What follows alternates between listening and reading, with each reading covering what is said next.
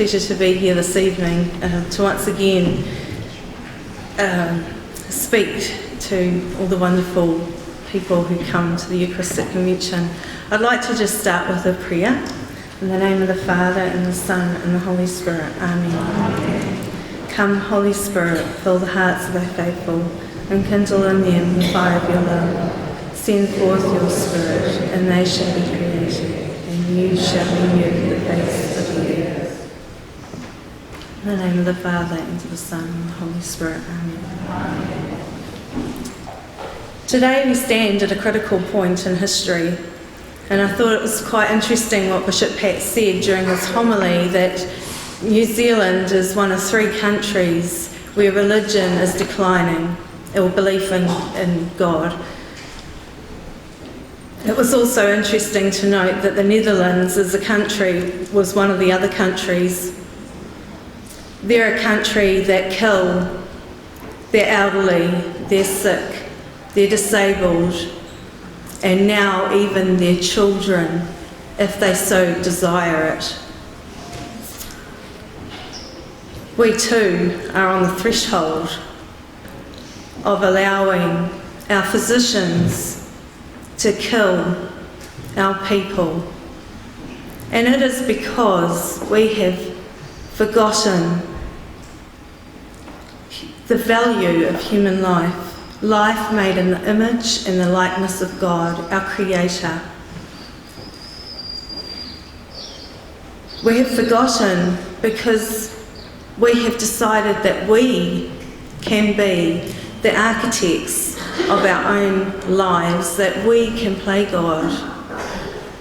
We have forgotten because in our marriages and in our family lives, we have left God out of the bedroom, and we have taken that life-giving act of marriage and cut God right out of it, cut the potential for life right out of it. And then flowing on from that, we have decided that we will abort our children. And it happens in our church. This is not something that happens outside in society. It happens in our church. Many of you will know people who contracept, who create their babies through IVF, and therefore countless human lives are lost, who maybe have had an adverse diagnosis in pregnancy and have been counselled that the best thing to do for that child is to end its life, instead of putting trust into God and give that child life for the days that God ordains.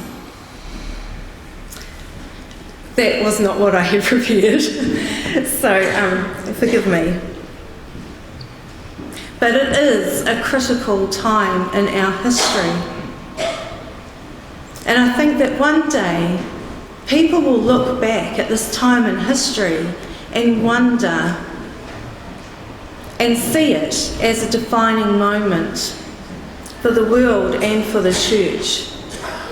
See, today we stand right in between 2 synods of the family, and as you know, the last synod of the family created a little bit of a stir, bit of controversy.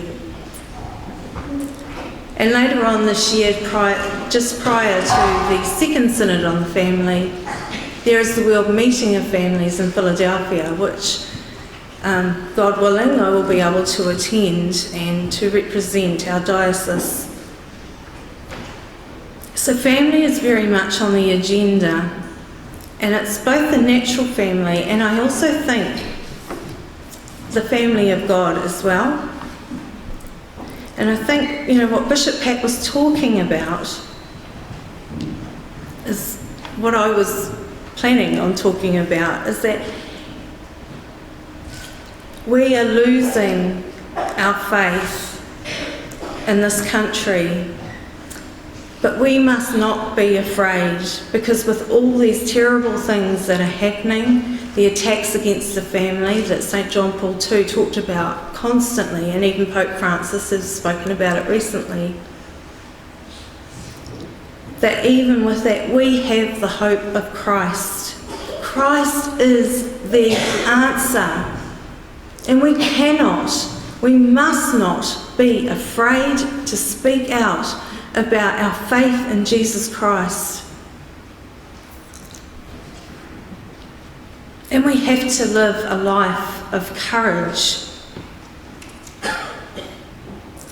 And we have to do it for the sake of our children, for the sake of our grandchildren, and for future generations to come. Today I really want to encourage you to be courageous, even when it is incredibly frightening, when it's inconvenient, when it's the last thing you feel like doing. I've struggled all week. Here I am talking about being courageous. All I want to do is run and hide. It is not natural for me to come and stand in front of people. I would much rather hide behind my keyboard. But there is too much at stake. We're talking about eternity. If we are afraid to speak the truth in love, what becomes of the souls that do not hear that truth? It doesn't bear thinking about. Our mission in this life is to show the world the light of Christ. You know, after communion we sang, "Here I am, Lord, is it I, Lord? I have heard you calling in the night. I will go if you lead me." Have you heard God calling in the night? Have you taken up that challenge to do what God is calling you to do, to really embrace the cross, to really bring him to this world, which is so full of darkness?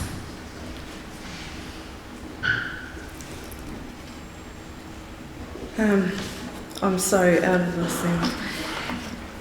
Our children need strong role models. I know that when I was growing up, and many of you I have known for most of my life,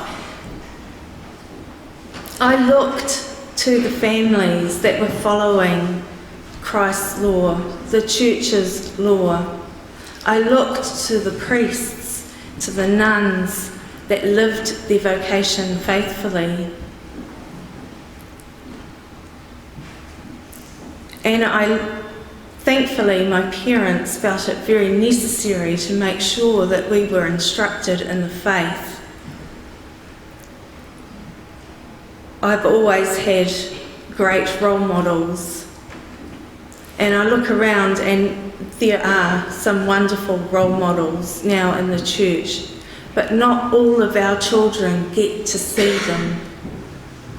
And that has become more and more clearer as my two eldest girls now go to college, and I realise the stories they're coming home with, just how privileged they are to have such wonderful people who are faith-filled, who show the light of Christ. So many of our young people today have nothing. There are children, young people that want to go to Mass. Their parents do not take them. How do we reach out to them and bring them in?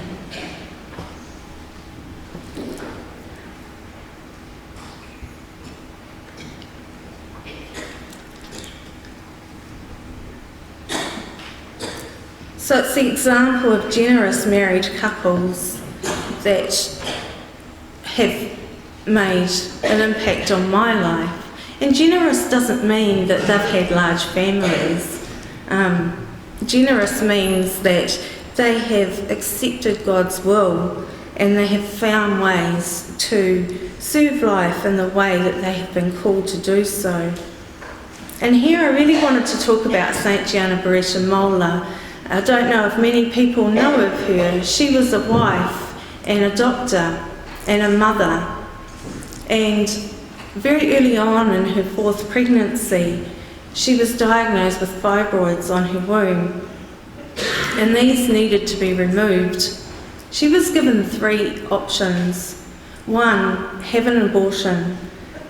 2, have a hysterectomy, which would kill the child just because it would. And obviously there's no place for the child to grow. And then she would be sterile for the rest of her life. And the 3rd option, and that 2nd option would have been perfectly licit. It would have been okay for her to choose that particular option. The 3rd option was that she just had the fibroids removed and then have the potential of more complications throughout the pregnancy. St. Giana wanted to do everything she could to give life to her child. She chose the 3rd option, risking her own life, but ensuring that her child, her baby, had a chance at life. So 7 months later, after the operation, and after many months of suffering, St. Giana gave birth to her 4th child by caesarean section, and a week later she succumbed to death through, she had a terrible infection.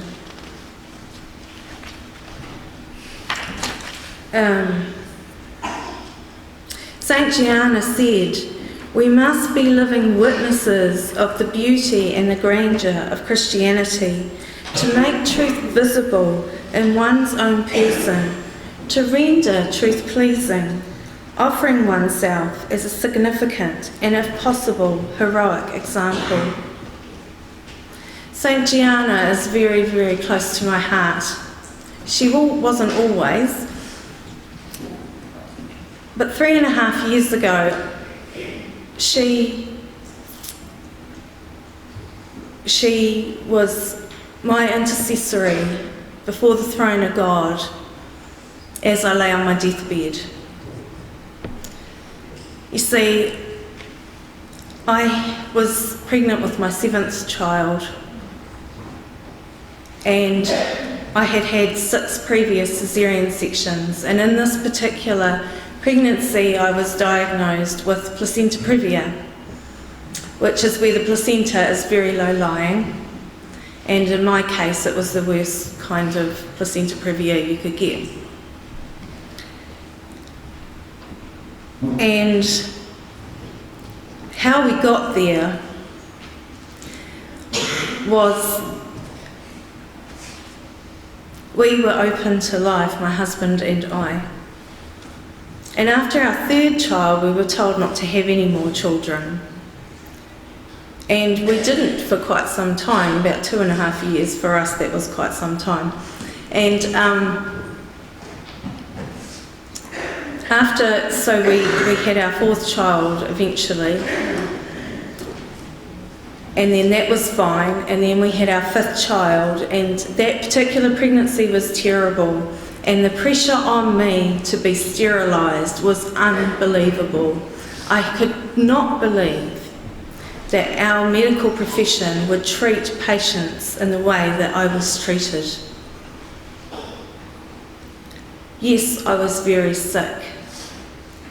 But you see, when you say no, I cannot be sterilised because of my faith, because this is my religious belief, they're supposed to accept that. But every single time I went into the hospital, and even after my daughter's birth, I was pressured to be sterilised again and again and again and again. But we got over that and we decided that we were not going to have any more children, and we very carefully used natural fertility regulation to ensure, not realising that our situation actually was quite grave.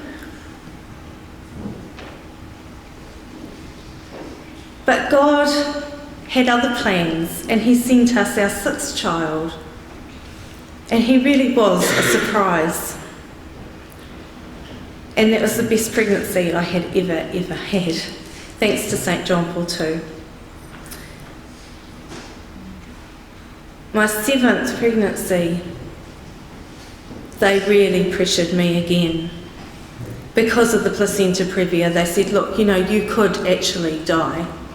You really do need to be sterilised. You cannot have any more children. We were counselled by good Catholic people that a sterilisation in my case would be okay. But my husband and I, we thought, no, this is not right. We knew this is not right. And we went back over and over and over again over the documents from the church. There is a specific document answering questions about when it is okay to be sterilised or to have a hysterectomy. It is never, ever okay to be directly sterilised, whether you be a man or a woman. A hysterectomy, in order to save someone's life, is licit.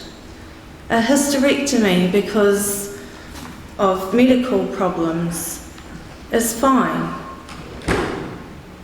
A hysterectomy, because you just don't want any more children? No. We looked at this over and over. We prayed and we prayed and we prayed, and God knows how many tears I cried.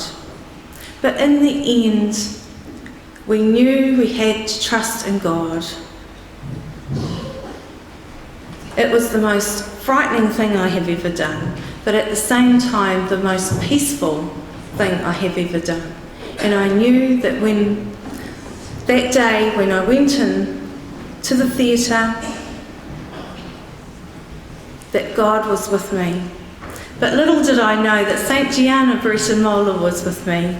And as I almost bled to death on the operating table, she came to me 3 times.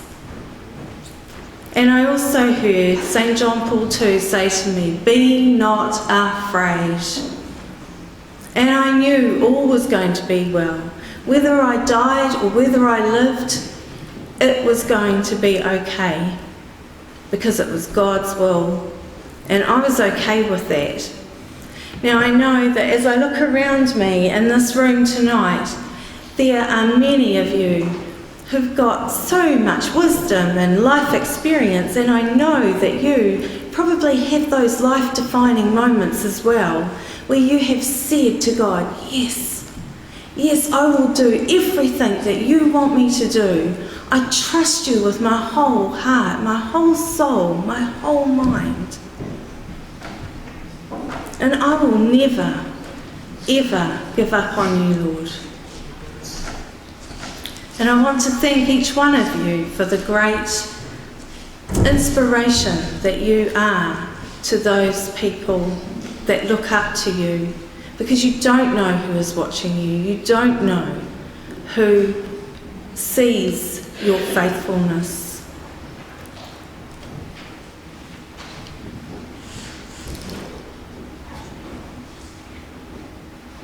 And this is all completely different to what I wrote.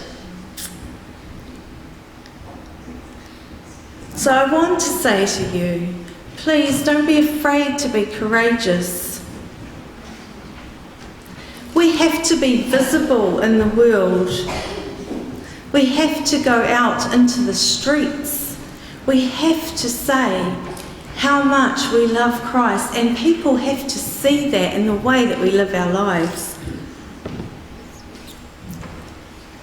You know, one of the things that I'm hearing a lot lately is that we cannot speak about our faith when it comes to life and family issues, that we must remain silent and only deal with things from a secular point of view out in society. But you know, Back in the day when Nara was trying to have abortion legalised in America, they knew they had to silence the churches, and they succeeded to a large degree. They even got churches to side with them and say that abortion in some circumstances would be okay. Today I see the same thing happening here. Just a few weeks ago, euthanasia advocates brought a man from the Netherlands to come and speak and do a tour around our country. And do you know what? He spoke in Christian churches. I also see that it is happening in the Kiribati. Family planning, New Zealand family planning are up there. They've been up there for 3 years, trying to get the people to leave the Catholic faith. It is mainly a Catholic country, although not so much anymore after 3 years of family planning being there. They have been trying to tell these people to abandon their faith and to contracept, and now they have extended their time for another 5 years. And this time their goal is to bring abortion into that land. And do you know what? They got the Christian churches to side with them.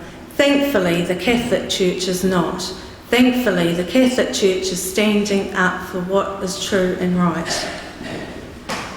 So, we cannot be silent. These things rip our families apart, right at the very, very core of our being. Because human life is sacred. It is made in the image and likeness of God. And when we destroy human life, it is an attack against God himself. And if we cannot speak up in the public square about what is true and right and good, and we know who is the truth, Christ is the truth, then we will not win this war.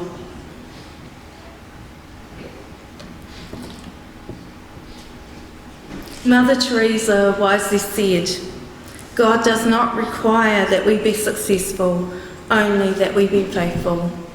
And I believe that God used our faithfulness, our dedication to him, in the way that he needs it to be used. So we may not be successful out there in society, in the way that society expects us to be successful, but in God's eyes, we have been faithful, and that's what matters. A few weeks ago, it was our final hour, or final hours outside the Auckland Medical Aid Centre, which is an abortion facility. It's actually New Zealand's oldest abortion facility. And we'd been having a 40 Days for Life vigil. I know some of you here tonight were wonderful prayer volunteers. I want to thank you for that. The vigil is 40 days long. It is prayerful, it is peaceful.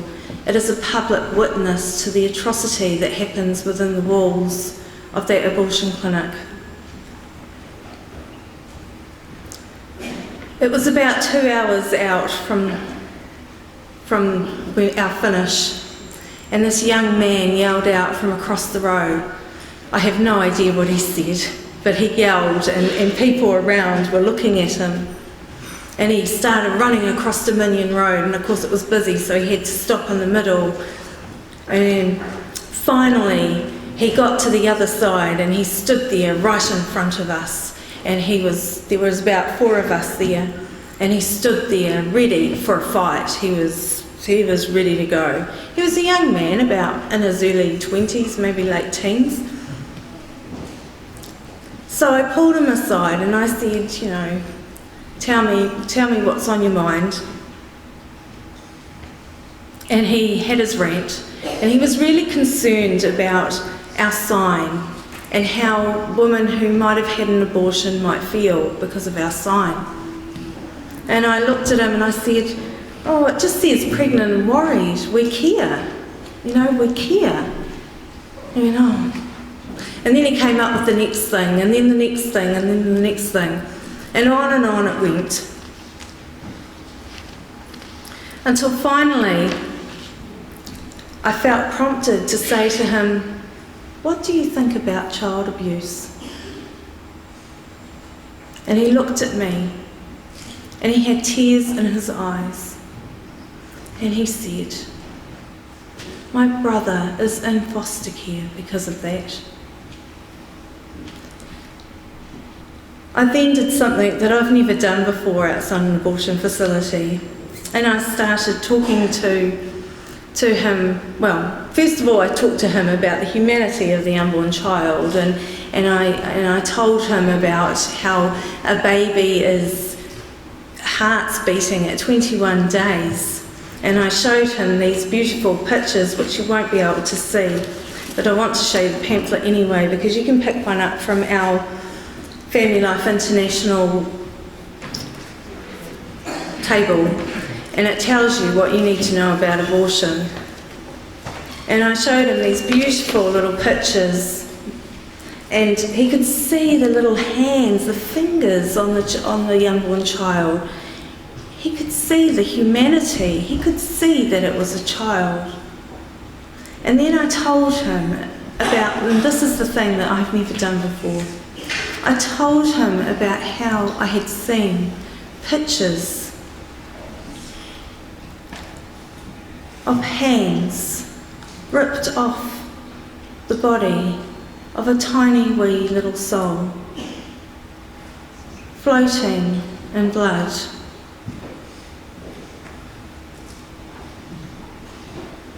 It is an atrocity, and he understood that.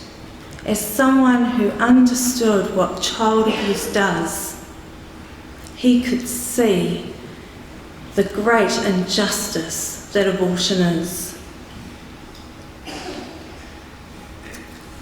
And so this young man, he kept going on a little bit, and he said, oh, you know, there were some girls here the other day, and they were protesting you guys being here, and they had a sign, and it said, my body, my choice. And I just looked at him, and I said, you've seen the pictures. You've seen the humanity of this child. It's not her body, is it? And he looked at me. He shook his head, and he said, no. Then he said to me, my mother has had an abortion. And there it was. His anger came because he had lost a sibling, a brother or a sister. You see, abortion rips apart families. It was a troubled family to begin with, but this was what was really tearing him apart at that time. So I was able to give him information about abortion. I was able to give him cards so that his mother could ring, because she felt guilt, he said to me, for what she had done. And so I said, you know, we care. We understand that your mum, she didn't know what else to do at that time. She was following the advice of the doctors that had told her she must do this. But we care and we can help, and there is forgiveness. And so then he asked me for a hug, and this was the thing that got me. He asked me for a hug, so I hugged him. And he said to me, my grandmother, she was just like you guys. She thought just like you do. See, God had used our presence there that day to touch this man's heart, to remind him of the faith of his grandmother. If we had not been there for the last 40 days, because he had seen us for 40 days, and he chose that last final day to come to us. If we had not been there, this young man may not have had those seeds of hope sown in his heart.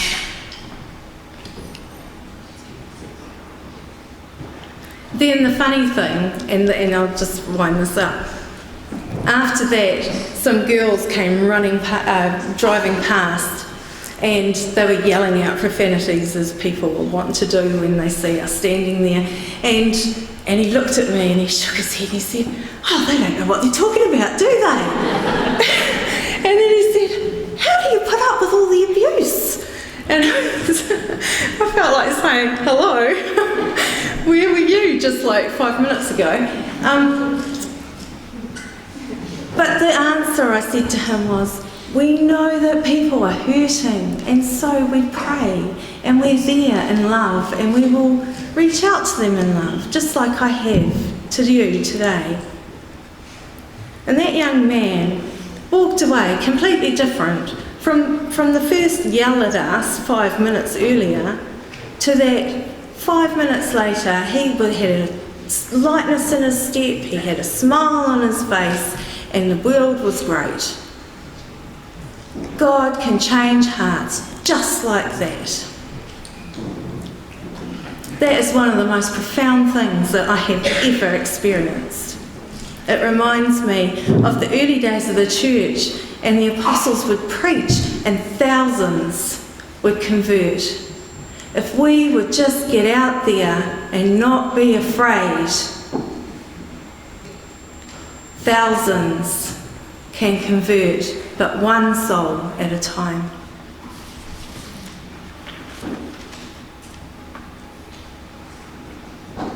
So I'm going to finish there.